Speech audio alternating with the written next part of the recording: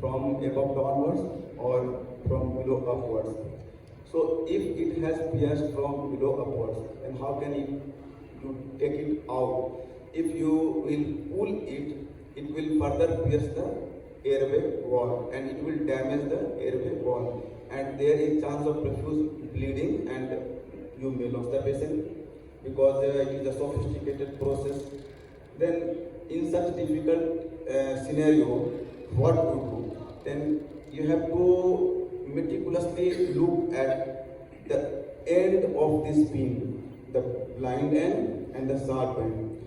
Where you can see the blind end, it is hanging below or it is visible from the upside. If it is visible, the blind end it is visible from the upside, you can take it out easily. But if it is hanging below, then it is very difficult.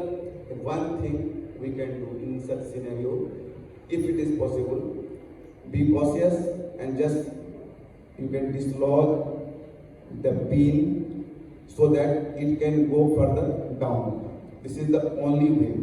If it will go further down, it will be dislodged from the airway wall.